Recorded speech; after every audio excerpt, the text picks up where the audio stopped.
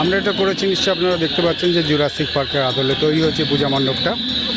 Jurassic পার্কের কথা সবাই জানে যে 1993-তে স্টিভেন স্পিলবার্গের যে চলচ্চিত্র জুরাসিক পার্ক সারা বিশ্বে একটা আলোড়ন সৃষ্টি করেছিল, প্রচুর পরিমাণে অ্যাওয়ার্ড পেয়েছিল। সেইটার আদলে আমরা মণ্ডপটা তৈরি করেছি। এইটা হচ্ছে বাচ্চাদের একটা বিশেষ আকর্ষণ।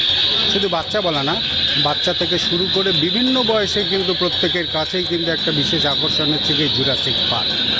আর আমরা চেয়েছি সেই প্রাগৈতিহাসিক যুগের ডাইনোসর থেকে শুরু করে মানে বিভিন্ন প্রজাতি এবং বিভিন্ন আকারের যে ডাইনোসরসটা সেটাকে আমরা মডেলের মাধ্যমে তুলে দেওয়া, তাদের কিছু কিছু চলমান উপস্থিতি, তাদের যে গলা কণ্ঠস্বর যেটা আর কি, সেটাকেও আমরা সমস্ত দর্শনার্থীদের কাছে তুলে ধরার চেষ্টা করেছি। মূলত কিন্তু আমি আবারও বলছি, বাচ্চাদের একটা বিশেষ আকর্ষণ এবং এখনও পর্যন্ত যত দর্শনার্থী এখানে আমাদের এখানে মণ্ডপ দেখে গেছেন তারা কিন্তু প্রত্যেকে উচ্ছ্বসিত প্রশংসা করে গেছেন আমাদের এই পূজা মণ্ডপে।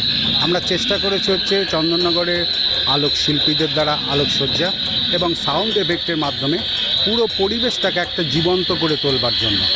আমরা কতটুকু সফল হয়েছে কি না হয়েছে সেটা একমাত্র দর্শনার্থী যারা এখানে আসছেন তারাই বলতে পারবেন। এবং এই থিমটা কতদিন সময় লেগেছে তৈরি করতে? এই থিমটা হচ্ছে আমাদের শুরু হয়েছে হচ্ছে কি জুলাই মাস থেকে।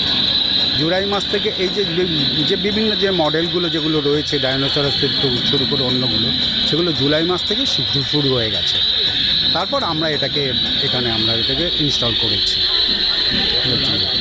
আমার নাম হচ্ছে গোপাল সেনগুপ্ত। আমি এই গোপালপুর নবজাগরণ সংঘের অন্যতম সেক্রেটারি।